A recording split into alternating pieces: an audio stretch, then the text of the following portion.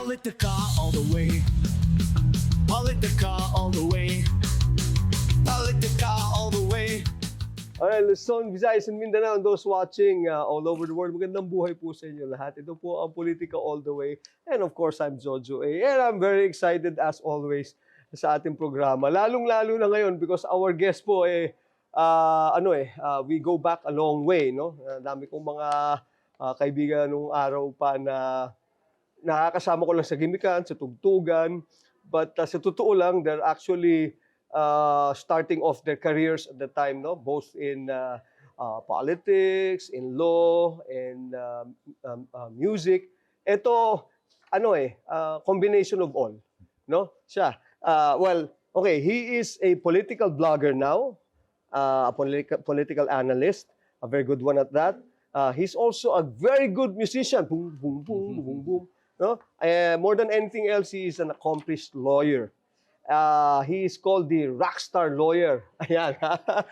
Ito ang panlabang ko kay John Lloyd Cruz. Yung banda nila nung araw. Ladies and gentlemen, attorney, Carlo Ibanez. Hello. Carlo. Kamusta? Long time no see. Oo nga eh. Diba? Parang ang inihintay kong dudugdug. Diba? Dati lahat ng pagkwentuhan natin, di ba? Oo, nalala mo yun. Tugtog. Pag after ng isang kailangan may tugtog. Kailangan may bagsakan eh. Oo. Pero napansin mo nung araw pa man, lahat ng mga pinag-uusapan nating problema ng bayan, which yung show naman natin, yung late night show, has always been like that. Di ba? Yes. We talk about the issues, we talk about what's happening. Pero napagtatawanan natin ang husto eh. Correct. Pero after all these years, paano wala na nagbago eh, no? Well, pero pinagtatawanan pa rin naman natin. Pinagtatawanan pa rin natin.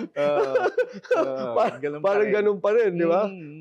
But this time, medyo mas nai-involve na yata tayo, mas naapektuhan ba tayo? Are you affected? Well, lahat tayo affected dyan eh. Oo. Lahat tayo affected, especially what's happening now, not only syempre sa Pilipinas, but sa buong mundo, di ba?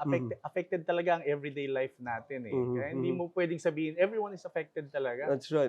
Pero, after all these years, at least ang importante, hindi naapektuhan yung tugtugan natin. Of course. And the way we tackle and Yes. hurdle Of the course. challenges. Of course. Di ba? Music talaga is kumbaga great equalizer yan eh. Pare-pareho kahit anong political views ninyo, kahit anong mga ang standing nyo sa buhay, di ba? Pagdating sa musika, pare-pareho tayo lahat yan eh. That's right. Lahat nagkakasundo. I think parang unifying factor na Yes. miski yung mga magkakalaban. Yes. Pagdating ng karako, kantahan humihinto silang lahat Yes, di ba? oo. May mga kanya-kanyang pyesa eh. Ganyan talaga. Ganyan talaga. Lahat ng mga, pag ganyan yan, mga tugtugan, naka-jam ko, siyempre, mga ibang pananaw sa buhay, ibang political views. Pero pagdating sa musika, pare-pareho. Di ba? Really? Umabot ka ba sa ganyan? Oo nga, kasi it's been, almost 20, mga 20 years din tayo, 20 hindi, years. I mean, we've known each other for 20 years. 20 years. Even in music, nandun ka na. So, tama. Kasi circle na ginagalawan mo, politics, in the field of law, Yes. di ba, naandyan na yan. May nakakasabay ka talaga, pare, Yes. As in, conflicting ideologies kayo and conflicting, about issues, ha? Pero Well, yun nga, pagdating sa music, talaga eh, pantay-pantay kayo. Well, I'll give an example. Sige.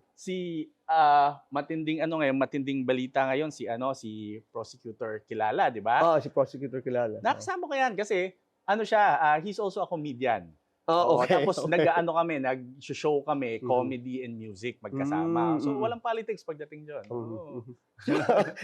So paano pagka halimbawa nagsasabi niya hindi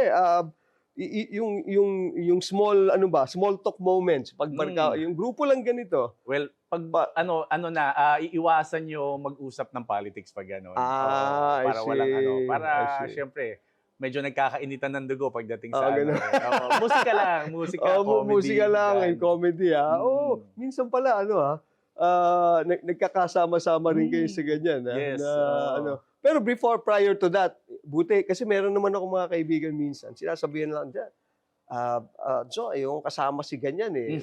And then wala mo na kung magawa, minsan biglang dumarating. Yeah. You're still, you're good with Well, that. kailangan talaga civil ka, You have di to be ba? very civil. Well, meron din mga times na magkakalaban kami sa kaso. Mhm. Nagkakasama kami, in fact, yung dating kabanda ko sa Reckless Imprudence. Because yun nga, yung band na nag-guest kami sa show ni Jojo AB4 was an all-lawyer band, Reckless Imprudence. Yung isang kabanda ko doon, si Bayan Quiñones, kalaban ko sa kaso yun, pare. Nagkikita kami yung kaso namin sa Boracay pa.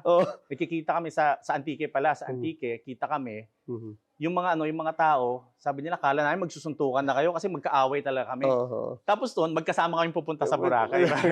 Pag nasa gimmick pa kayo, pare, hindi, no, Your Honor, like this, biglang pagkatapos, pare, saan tayo pagkatapos mamaya? Pinapakontempt ko nga yun kasi pumunta sa court, walang suit, naiwan niya yung suit, pinapakulong ko siya sa court. Pero after nun, nagiinuman kami.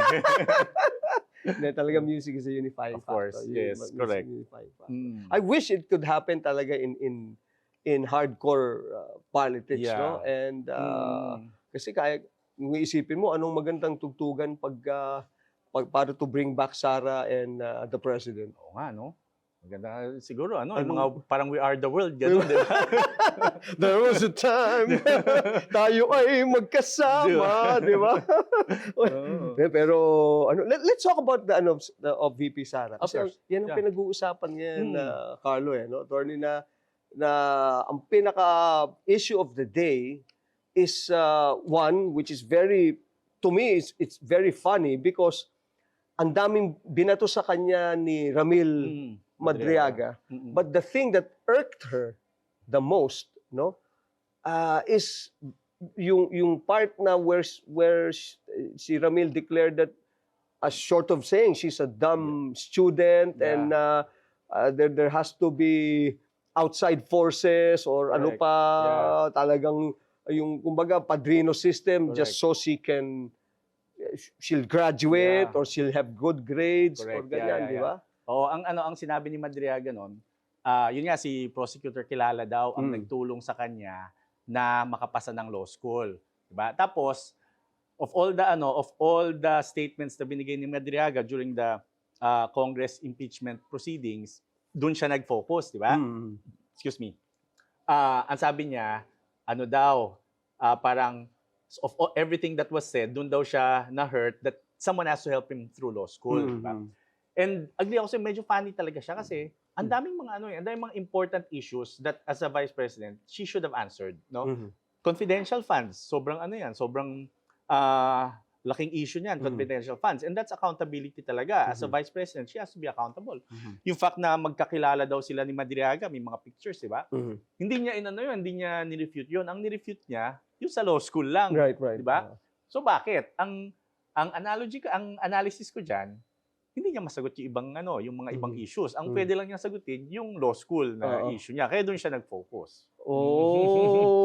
So is it short of saying parang medyo kabado siya doon sa ibang issues, hindi niya alam kung paano niya lulusutan. Yes, exactly. Pero itong na to, alam niya kung paano lulusutan, ganun ba? Or Exactly. Kasi nga, hindi niya masagot eh. Wala siyang sagot.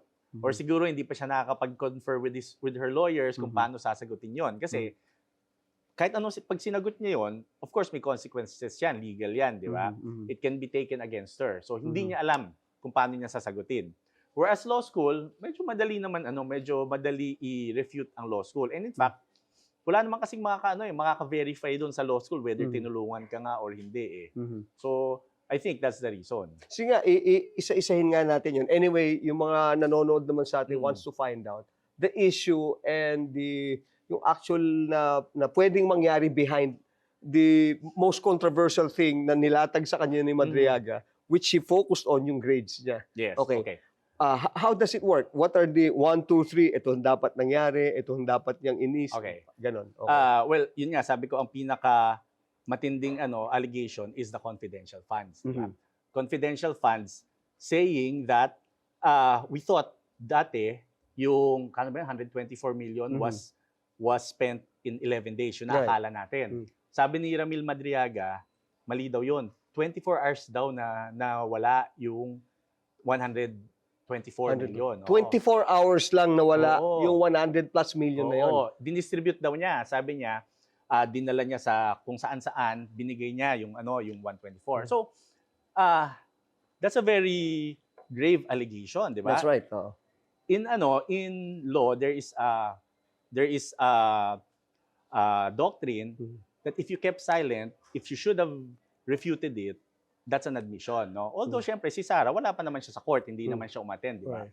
Pero we could use that analogy. Masyadong grave yung sinabi sa'yo, masyadong seryoso yung allegation sa'yo. It's your time to refute that. Why did you refute? Why did you not refute that? Why did you keep silent? Kumbaga, that was her day in court, yes, supposed to be. that may be taken against you. So, kumari, sinabi ko sa'yo, Jojo, pinatay mo si ganyan. Siyempre, sabi mo, hindi ko pinatay yung ganyan. If you kept silent, so pag ganyan-ganyan ka lang, ano sasabihin ko? Siguro nga. Totoo. Siguro nga, pinatay mo nga, di ba? Oo. So, yun. So, that was her time. She should have refuted that. Ang nag-focus siya sa law school grades niya. So that's highly parang hindi siya, what's the term for it? It's not Parang- normal. Highly It's unusual and not it's normal. beyond the normal human conduct. Right. Mm. Okay. So that's the psychology behind it. Yes. Parang ang pag sinabi mo sa akin, pare, wag nang patayin kahit kinuha mo na lang. Oo, di ba? Pare, kinuha mo yung cellphone ko, Oo. hindi ko kinuha. Anong Sinamuray kita. Ano sinabi mo? Di ba? Galit ka agad di ba? Oo. Yun, Kung sinabi mo, kinuha ko cellphone mo, pag ganyan-ganyan ka lang, painom-inom ka lang ng kape, anong That's isipin right, mo, that's di ba? right. And yes, that's a psychology behind it, but that's used in court as well. That can be admissible in court? Yes. Well, not now kasi wala sila sa court, di ba? Ano tayo, house tayo eh. So this is not a courtroom. This is not a courtroom scenario. But if they were in court, it could be used against her. Your silence can be used against you in court. Okay. So parang, di ba meron sinasabi tayo, attorney, yung bang flight is an admission of guilt. Isa pa yan. This also can be regarded as flight or in a different... It's not kind. an admission of guilt, but it can be used against you. Used against Hindi siya you. automatic na admission of guilt. Unlike flight automatic yan eh. Admission of guilt yan eh. Ito hindi automatic. Pero gagamitin niya ng judge when he collates all the evidence against you, minus points yun sa'yo. Minus points sa'yo. Oo. Okay. O so nakita nyo, very klaro na tayo kay Attorney Carlo na, nga naman, no, bakit at one point, binato sa'yo to, hindi mo man lang sinangga, di ba? Hindi ka man lang nagbigay ng ano mo, na bakit hindi totoo yan. Politica all the way. Politica all the way. Politica all the way. Pero in the rules of I do not know if in the academe, in the academe, no? One, are you allowed? So for those who may not know, it is not allowed for the bar to state or to come out with the results. Okay. Paano yan? Yan ang maganda nga, di ba? Sinabi niya, although hindi ko narinig sa kanya eksakto, pero lumabas yung issue na she's claiming daw na 80 siya sa bar. 80%. Which is mataas yun as 80%. Mataas ba yun? Mataas yun, 80% sa bar. Mataas yun. Kasi mga nagtatap dyan, 85, 86. Ganun ba? So, wow, okay. Mataas yun sa bar. So sinasabi niya, pero yun nga, disclaimer, hindi ko siya narinig nagsabi nito. Pero nakikita ko na ina-attribute sa kanya that she is claiming that 80% siya sa bar. No? Ngayon yung tanong mo na grade sa bar. Hindi siya nilalabas. Hindi siya nilalabas. Basta sinasabi lang na you passed. You'll get a letter, a private letter, nandun yung grades mo. Pero yung sa pinapublish nila is pass ka lang or hindi. And the top 10. Okay. So kung wala ka sa top 10, bar top notcher, in the top 10. Kung wala ka sa top 10, hindi mo malalaman ng grades mo. Kaya may joke nga kami as a lawyer may joke kami Pag tinanong ka anong ranking mo sa bar, sasabihin mo 11 ka. Number 11 ako. Kasi no one would know. Ganun rin yun. Yung grades sa bar, hindi mo rin malalaman, no one would know. So how do we verify na 80 talaga siya? Di ba? Hindi natin mabe-verify. So unverifiable yun. No? Unless so it's not considered public document. It's not it's not a public document. No. It's not a public document. Hindi. The public document is whether or not you passed or you failed. Okay. Pero yung grades mo, hindi siya public. In fact, even if ako, magre-request ako sa Supreme Court ng grades ko, hindi ganun kadali eh. Kailangan ano pa ako, magsulat pa ako, mag-request pa ako para malaman ko yung grades ko. Kung nakalimutan ko grades ko, mahirap. Oo. So ngayon ko na mas klaro na ngayon sa akin. Kaya pala sinasabi mo kanina na parang mas madali yatang i-tackle yung problema ng law school na sinabi yes. niya. Oo, kasi Para- no one can verify. No one can Oo, verify. Correct. Oh, okay. Yun ang ano yun kasi talagang parang pinaka binibigyan niya ng Yes. pansin ngayon Oo. Di ba? O saka yun rin, doon rin nagfo-focus actually ang ang marami doon sa grades niya. Marami nang nagde-defend sa kanya, marami rin nagsasabing hindi naman yan sukat ng magaling na abogado, di ba? Yung bar grades. In fact, in practice, kami as abogado, hindi tinatanong yan yung bar grades. Oo. Never yan. Kung mag-a-apply ka ng trabaho sa law firm or even sa government, hindi tatanong kung anong grades mo. Kung magiging judge ka or magiging justice ka, hindi tatanong yung grades mo. Oo, basta lang, pag pumasa ka abogado, yun na yun. Basta, well, of course, so again, hindi na mabe-verify whether it's true or not. But anyway, ikaw na rin naman nagsabi, hindi naman masyadong, Yes, importante oo. yan is the output Correct. and the result of your work as a Correct. lawyer, di ba? Okay. So, hindi na masyado siyang, kumbaga irrelevant na yan to the issue at hand, no? Very irrelevant. Very irrelevant. Pero why do you think is she doing this? Yun nga kasi nililihis niya yung usapan. Ayaw niyang pumunta dun sa mga mga mas seryosong usapan, no? Confidential funds. Gusto niya dun sa very trivial na mga issues. Very trivial na You think she can get away with it? Yung ganyan? Well, I can't say she if whether or not she can get away with it, but I hope not kasi yun nga hindi biro yung mga allegations. At the very least, we should know her answer. Dapat sumagot siya, no? Hindi pwedeng silent lang. Sabihin niya kung saan napunta yung yung confidential funds because every time she's asked where the confidential funds saan napunta yon, she always says confidential yan, hindi ko dapat sagutin yan. Oo, yun nga laging nila eh. Pero it's not whether or not, yes, it's confidential, but it's not about whether or not it's confidential o hindi. It's about accountability now eh. Tinatanong ka na ng mga tao ng mga constituents mo ng Pilipinas. Gusto na namin malaman as a citizen, as the persons na pinagkuhanan niyang pera natin yan tax natin yan Gusto lang natin malaman saan ginastos. Ano na masama, sabihin mo kung saan, 'di ba? Oo, confidential yan, pero sabihin mo na lang. You don't even have to be specific. Just be general. Ginastos namin para sa military or ginastos namin para sa economy or para pambili ng gano'n. 'Di ba? Hindi naman kailangan specific But we have to know. That's the very issue of accountability. You have to be accountable to your spending. So now that you put it, no, tama nga naman because it's public funds, no? It's public funds. And it's not a matter naman of it's a matter of accountability. Correct. It's no longer about yung sasabihin The mo legality. na the legality of everything, di ba? But as confidential funds, pwede ba niyang gamitin talaga yan with, Hindi. Kasi capriciously? Hindi. Ang confidential, even though it's a confidential funds, meron lang specific na mga specific na mga expenditures na pwede mong gawin. Okay, I'll cut you there. Yeah. Okay, mga kababayan, okay, this is from our accomplished and experienced lawyer, yung accountabilities and the responsibilities attached to the confidential Yes. funds. Okay? Kasi yung iba sinasabi nga, let me just is laging, hindi, confidential. Yeah, binigay, Yes. kumbaga, bigay na yan. Hindi po yan. I think it would be clear-cut na to. We will be hearing Yes. from Attorney Ibanez. Okay. Alright, sige. Confidential funds, you can only use that. Nasa batas yan kung saan mo pwede gamitin for mga intelligence. Okay, Intelligence gathering and security. So, doon lang yan. O kaya siguro 80 siya kasi doon napunta. Intelligence. Tudugtog. Sorry ha. Parang doon napupunta tayo. Parang late night na ang dating natin. Sorry, Tony. Okay. So, So yun. intelligence gathering Intelligence gathering, security, public and security. So, Okay. limited yan. Limited yung mga mo. Hindi mo pwedeng gastusin yan kung saan, di ba? Merong isa siyang sinabi kung saan daw ginastos. Naalala mo nung tinatanong siya about Saldico, sabi niya, part of the confidential funds was used to investigate Saldico. Oh, Yun ang sabi niya. okay.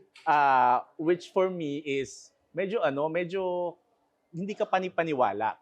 Pero if that is true, tama yun, valid expenditure yun to investigate intelligence gathering nga eh. Oh.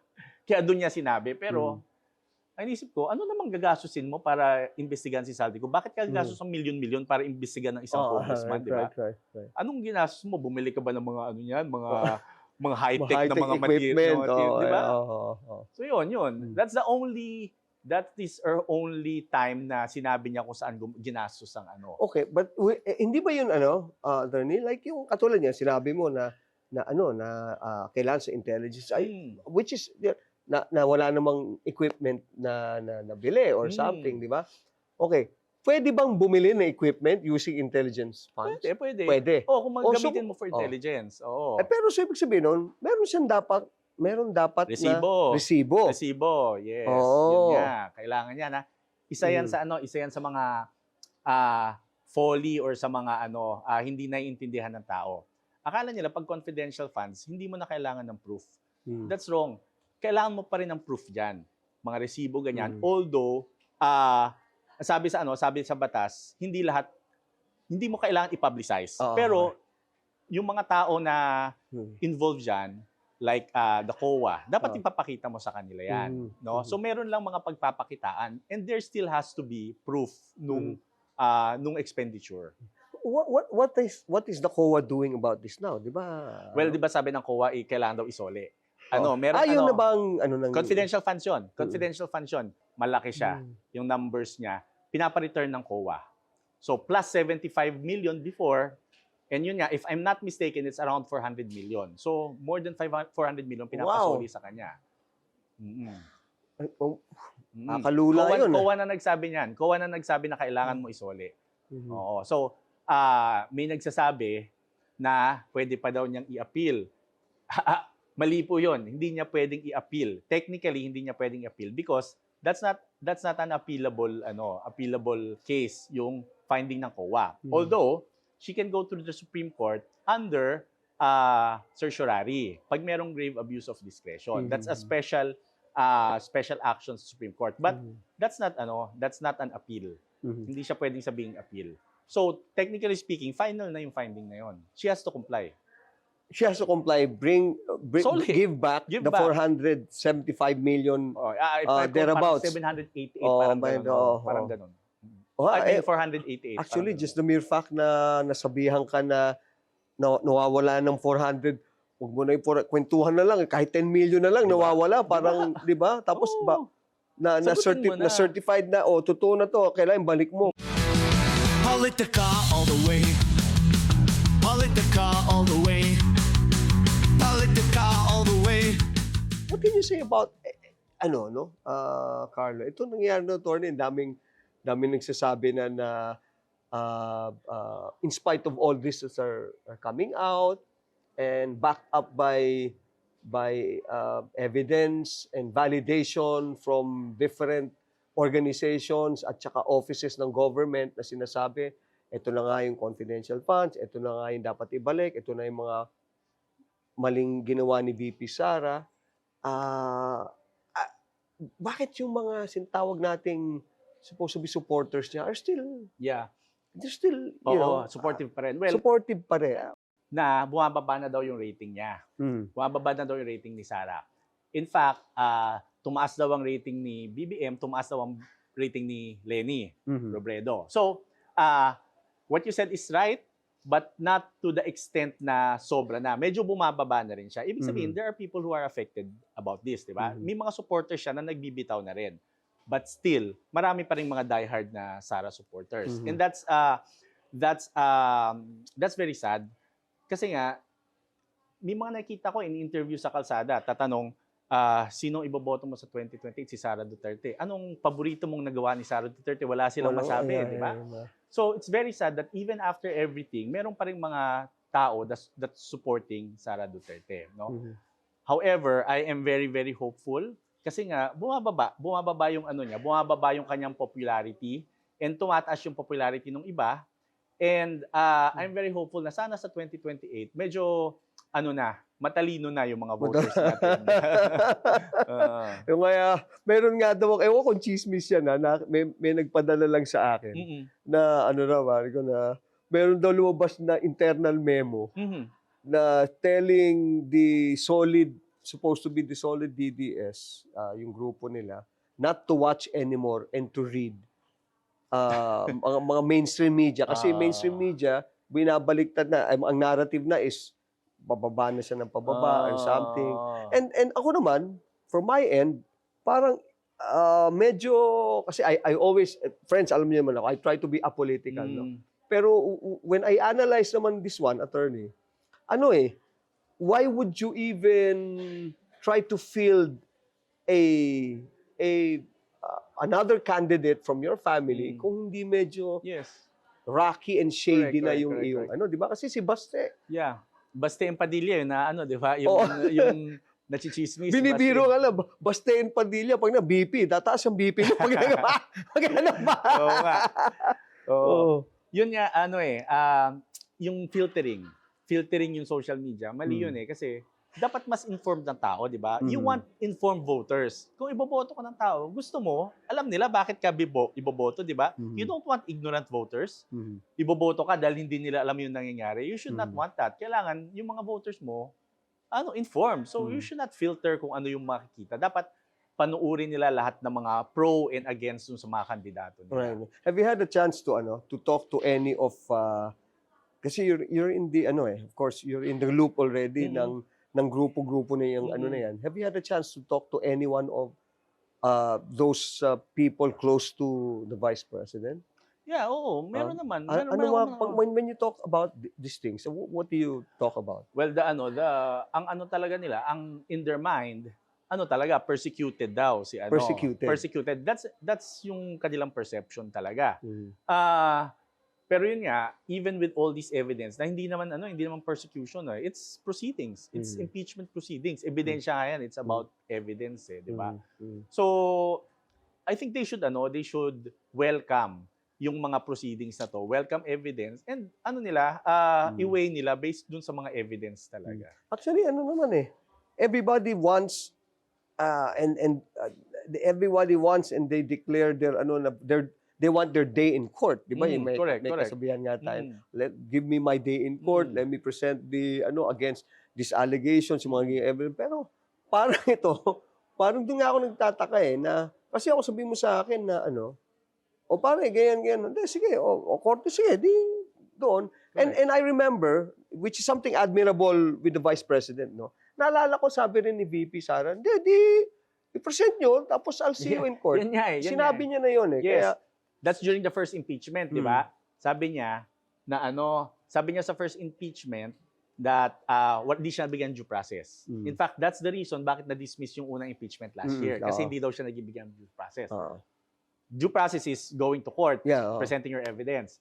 So ito na, binigyan niya siya ng due process, meron ng proceedings, bakit wala ka? Bakit nasaan ka? So I thought you wanted your day to present your evidence. Bakit wala? Ba't ayaw mo naman ayaw mo naman i-present yung mga evidence mo? Ayaw mong i-refute yung mga sinasabi ng mga witnesses against you. Wala diba? ba siyang ano ba of late? Of course you're in the circle, but is there any ano ba ang kanyang reason for not attending? Walang sinabi. Wala siyang sinabi. Walang sinabing reason. Well, she said that she wants to focus on other matters, mas importanteng bagay lang. So, minamaliit niya ang impeachment proceedings, no? Hindi dapat impeachment, that's accountability nga eh. Hinahanap ng mga tao ang explanation mo. Hindi mo dapat maliitin yan. You should not say that there are more important matters than impeachment. This is a very important matter. And this is the time that the Filipino people should know kung ano talaga ang nangyayari sa mga perang hinawakan mo. Diba? Tsaka, I agree with you there dahil nga accountability is foremost Yes. Kasi integrity yan, not just ng office, but the person as well, no? Yes, the trust of the Filipino people. Importante yan, very important yan. Importante yan, especially, sayang pa man din because si VP, ang ganda nung umpisa nila no? Yeah. Kaya, ewan ko nga ba kung ano nangyari. Ayun nga Hindi natin alam kung ano nangyari dyan. But Pwede pa kaya mag-somewhere down the road. Rosa gonna cross again. Di ba? Medyo, no? Yeah.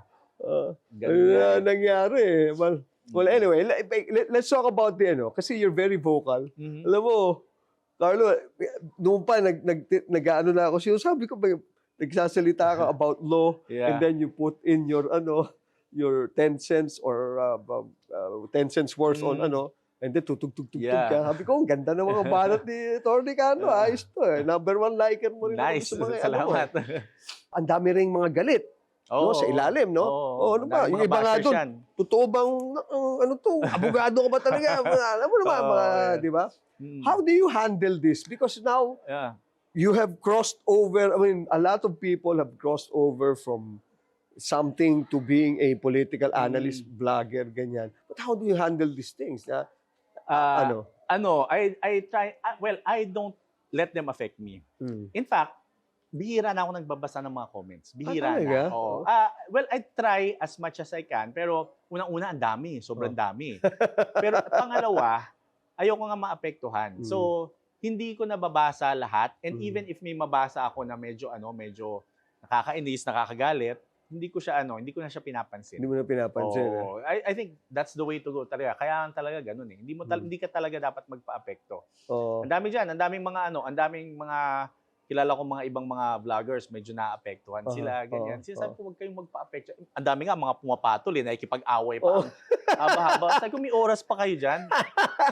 Something I learned from, there's this guy, his name is Carl Hitchborn. Okay. Carl Hitchborn. Yeah, he's the manager of a certain band in UK. Okay. Vlogger rin siya. Marami siyang mga sinasabi. May mga natutunan ako. One of the first things na natutunan ko sa kanya is do not engage the trolls. Huwag ka makikipag-away sa trolls. Kasi talo ka lang dyan. Unang-una, baka namang mga fake account yan or talagang tinitrigger ka lang yan. So, huwag mo na lang pansinin, do not engage the trolls. Do not engage the trolls.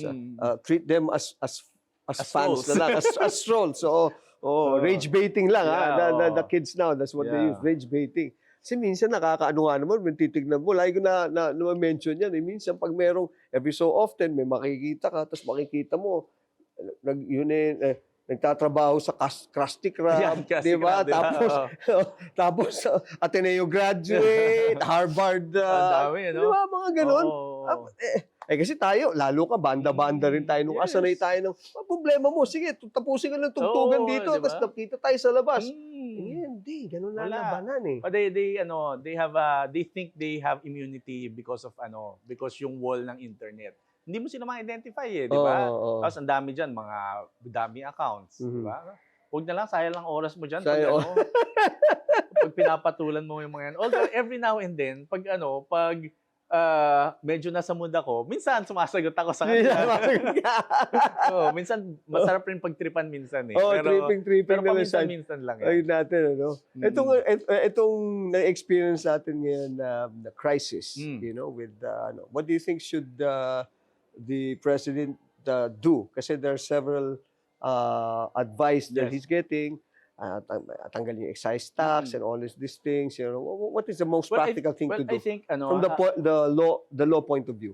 Well, I think, the government is doing what it can. No? Pero very, very limited ang pwedeng gawin ng gobyerno. It's not, wala sa kamay natin yan. Nasa kamay talaga ng international, ng international community talaga. Especially the USA. Talagang nasa kanila talaga. No? Diba? A few days ago, bumaba yung binuksan yung Strait of Hormuz. Immediately, naramdaman natin, tumaas bumaba yung bumaba. In fact, kahit yung mga bilihin, mga gas, bumaba lahat. Tapos, nung nagsara agad, biglang tumaas. So, wala tayo talagang control dyan. We really have to do what we can, and talagang sasabay lang talaga tayo. Wala. Wait and see lang din tayo. Yes, so, it's very, very sad na yun nga wala tayong masyadong magawa. Even kasi kahit sa excise tax, hindi ganun kalaki ang mawawala dyan. Di ba, tinanggal na nila yung yung ibang mga taxes. Yeah. Magkano na baba? Mga 20 pesos. Tapos the next day, tumaas rin ng 20 pesos. Ganun din. So, mahirap. Paano na yung ngayon? Paano na yung kawawa na may mga sumwesweldo na lang, may mga senador tayo, sumwesweldo pa rin yata. Ano mas tayo sa mga ganyan? Ayan, di ba? Meron tayong isang senador dyan na absent pa rin hanggang ngayon. Hanggang ngayon, absent pa, di ba? Sumusweldo pa rin. Samantalang tayo, pag umabsent ka sa trabaho, sibak ka na, wala ka. It's very unfair. It's very unfair. And ang nakakatawa doon, he has no reason para hindi pumasok, 'di ba? Ang reason ni Bato, bakit di siya pumapasok? Natatakot siya sa warrant. What warrant are you talking about? Wala namang warrant, 'di ba? Merong mga usapan na warrant na yun, pero usap-usapan until na wala pang warrant. So bakit siya nagtatago? Nakapagtago na siya nung sinabing may warrant. Nalaman na niya walang warrant. Bakit hindi pa siya lumalabas now, 'di ba? Anong pang dahilan? There's no reason bakit hindi ka lumalabas. Yung ganyan sa impeachment court, if he was to be issued a subpoena, katulad yan, wala siya. Paano, what happens there? Well, if he was a witness, Oh. the impeachment court can issue subpoenas sa mga witnesses. No? Okay. However, ngayon ang impeachment na sa House of Representatives, meron niyang tinatawag na na respect sa co-equal body. Usually hindi pinapatawag ang senador, no? But let's assume na sa Senate later on ipatawag siya as a witness. Kung meron siyang the Senate, merong power of contempt 'yan. May power of contempt. Ipapakontempt ka pag hindi ka sumunod sa impeachment, sa subpoenas or sa impeachment proceedings. So pag power of contempt, can the cutting off of the supposed to be Income. sweldo and the Hindi kasama 'yon. Ang contempt kasi is kulong eh. kulong lang Kukulong Hindi pwedeng hindi ka na bigyan ng pera mo pag hindi. Although hindi merong ganun yun. ngayon, meron ng sinampang complaint sa kanya sa House Committee on Ethics, no? Although hindi pa inaaktuhan na wag na siya pasweldohin. During Di ba naalala mo si Congressman Barsaga nung naano siya, tinanggal yung sweldo niya. Pwede rin gawin ng Senate 'yon, pero hindi pa nila inaaktuhan hanggang ngayon. So it can fall discretionary na lang din ng Senate President, the SP. I think the chair of the Senate House Committee is JV Ercito. So si JV. so Senator JV. kailangan aktuhan niya. Okay. Pero kung may nag-file. Meron na nag-file. Ganun na. Meron na nag-file. So iniintay na lang ang resolution ng House resolution Committee na lang on Ethics. ganun. Wow. Okay. Merong 375 million pala yung fund na 375 million. 375 So plus million. 75, mahina ako sa mate, 375 plus 75. 450. Yun ang pinapasoli sa kanya. 450, ha? 450. Alam mo naman ako, Tony, pagka mahina rin ako sa math, pero pag nilagyan mo ng peso sign before the number. Gumagaling na. Gumagaling. Bilis ko, 450 million. 450 million. 450 million. Oh my God. Ganun ang pinapasoli sa kanya. Anong intelligence ang kailangan mo naman dyan? Diba? No? Diba? How can you spend 450? How can you spend 450 million, di ba? Alam mo, yun ang nga iniisip ko na minsan, pag napapanood ko yung, kasi dumadaan sa thread, follower mo ako no? Salamat. Dumadaan yung thread mo sa akin, nakikita ko minsan yung comments, I wanna see the Meron dong ibang mga vlogger na inahamon ka ng debate, is there, on a personal note, meron na ba, Carlo, na yung mga, ang dami mga DDS hindi ko rin pinapatulan. Hindi ko rin pinapatulan. Masyadong nababakian ako sa mga ganun, nangangahamon. Kaya ako rin, hindi rin ako tumitira ng mga ibang mga vloggers. Hindi ko rin sila pinapansin. You stick with the You do what you do, I do what I do. Ganun lang talaga. Bagay, naman talagang, naman dapat. Hindi, nainggit lang sila sa'yo. Kasi, mga friends, ang biro ko kay Carlo noon, si Attorney Carlo, magaling na pagkakamalampang. Kaya sabi ko, hindi pwede si JN, si John Lloyd, dahil andan to, Billy Joe. Billy Crawford ang dating. Billy Crawford ng ating di ba? Politica all the way. Politica all the way. Politica all the way. We have here, we're so pressed, ang bilis ng oras natin.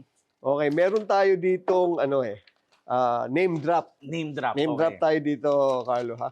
Now I will drop the name and then give me one or two, maybe it's a quick phrase that comes to mind. Okay, phrase ba? Hindi ba kanta? Hindi pala, kanta nga pala sa kanya. Dapat kanta, mas maganda. Pag-isipan na maganda, okay? Okay, so name drop dito. Okay. Musical name dropping. Musical name dropping tayo, okay? Simula tayo kay ito, Zaldico. Okay. Where are you now? Pareho tayo. Where are you? Kantayin natin. Zaldico. Where are you now? Zaldico. Okay. Alam mo pa rin. Siguro. Great minds think alike. Yeah. Harry Roque. Nako. Baka mga libel tayo. Bubulong ko na lang sa'yo Bubulong mo mamaya. yan sa akin. Hindi, pero ano ka, actually, baka... Okay. Alam mo yung kanta ni Glock 9? Ano na lang, alam ko yan. clue, Glock 9 na Alam kanta. ko, Kasi, yung Glock 9 na kanta. hindi, pwede alam namang, ko yata yun. pwede namang nakaupo, pwede Oo. namang upuan. Oo, Basta Glock 9, Glock 9. Alam ko yata yun. Pero it's a revelation coming out song. Di ba? Oo. O hindi. Sabihin na lang natin na Where Are You Now then in a different Ah, tone. yan, pwede, Where pwede. are Pwede. you now? Ganun. Kasi nawawala rin siya, di ba? Pare? Okay. Ito to. Si Kiko Barzaga, Rep Kiko Barzaga. Kiko Marsaga. Hmm. May kanta ba tungkol sa pusa? Meron may naalala ko. Basta, something about a cat. Hindi, kasi lagi namang ginagamit niya. Meow, Oh, meow, meow, meow, meow. meow. Mm. Meow, meow, meow. Singaw. Ano maganda kay Kiko, no? Alam ko na yung People are strange. pwede rin. When you're a The Doors. stranger. Hindi yung alam mo yung kanta sa cartoons before yung Josie and the Pussycats! Josie and the Sorry, you just got yourself dated. Ha? Oo nga. Tagal na nun. Oo nga. Saturday Oo, cartoon. nga, no? Josie and the Pussycats. Oh, okay. Ito si Senator Riza Hontiveros. Risa. Okay, because she's an empowered woman. Yan. Maybe woman ni John Lennon. Diba? Okay. Kantayin natin. 1, 2, 3, and Woman, I can hardly express. Explain ba? Explain ba? Express. Tama, express. Oh. Mixed emotions and my thoughtlessness. Ayun. Na. Okay. Ayun. Senator, Senate President Tito Soto. Tito Soto, since VST company siya, Basically, company. awitin mo at awitin mo at sasayaw ko. Awitin mo at isasayaw ko. Mm. Meron nung naalala mo yung joke doon na, ahitin mo at lagyan ng pulbo. Na rin ang edad natin. Oo nga, okay. Senator Bam Aquino. Bam. Coldplay. Yellow. Coldplay. Yellow, di ba? Yellow. Eksakto. Sige. We were all yellow. Da, Yeah. da, da, Hindi ko da, da. lyrics eh. Basta yun, yung yellow. Oh. Ito, Lenny Robredo. Okay. Robredo. Yan. Noong 2022, may kanta yung banda ko, Hey Moonshine. For Lenny Robredo. Ipanalo natin to. So, yun. Pakinggan nyo. Pakinggan nyo, guys. Nasa Spotify. Hey Moonshine, ipanalo natin. Pero no, give me the parang pinaka the winning Okay. phrase for it. Sing it. Ano nga ba yung The winning- Nakalimutan ko yung lyrics. Ipanalo natin to. Memory block ako eh. Basta yun, ipanalo natin to. Ipanalo natin to. Yan. Oh. Yan first stanza na lang. Nasa yung mga kamay ang kulay ng buhay. Ang kulay ng buhay, mala rosas or maliwanag ba or madilim ang nakikita. Basta ganon. Magandang takbo. O yan ha. Ang title? Ipanalo natin. Yan. By Hey Moonshine. Hey Moonshine, ha? Okay. Now we go to Senator Bato de la Rosa. Ganun rin eh. Where are you now rin eh. Where are you now din, no? Di ba? Okay. Ang dami pala nilang nawawala. Oo nga eh. Ang dami nilang nawawala. Okay. Nanggigigil kami. Nasaan ka na ngayon? Agibis. Bapalta mo na lang yung lyrics. Alright. VP Sara. VP Sara. Okay. Siguro Metallica. Sad but true. Di ba? Alam mo? Diba? Yeah, sad but true. Mm-hmm. Okay. BBM. BBM. Ano ba? Siguro Top of the World Carpenters. I'm on the top of the world again. Na, na, na, na, na. And last but not the least, ito, si Digong Duterte. Si Digong Duterte. Yan. Medyo papalitan natin. Di ba yung kanta ni DJ Alvaro, Maginoo pero medyo bastos. Ito, Maginoo pero sobrang bastos. Yeah. Parang hindi rin pwedeng Maginoo eh. No? Hindi Maginoo at sobrang bastos. So nawala yung Maginoo, puro po sobrang bata. Well, it's great conversations now and always, Mhm. Carlo. Thank you for Yes. making time. Thank you for having me. Mabuhay ka and Thank you. siguro when we get back pag may banda Tugtugan na ako tayo. dito, tugtugan Tugtugan tayo, tayo. pare, one this station nga na magkita Yes. tayo. Para Mhm. Okay, now's the time to invite them to your Spotify and Okay. everything. Please follow my Facebook and I'm also in TikTok and Instagram, The Rockstar Lawyer. Also follow my band, Hey Moonshine. Diyan rin kami sa Spotify. If you guys are lawyers and you want to be interested in learning about the law, we have an organization called LexWork where we give lectures sa mga new lawyers. So follow rin kayo, LexWork PH. Ayan. Thank you, Tenny. Thank you you. very big. Attorney Carlo Ibanez Thank on you. the Politika all the way. Maraming Thank you. salamat. Mabuhay po kayo. Maraming salamat. All right.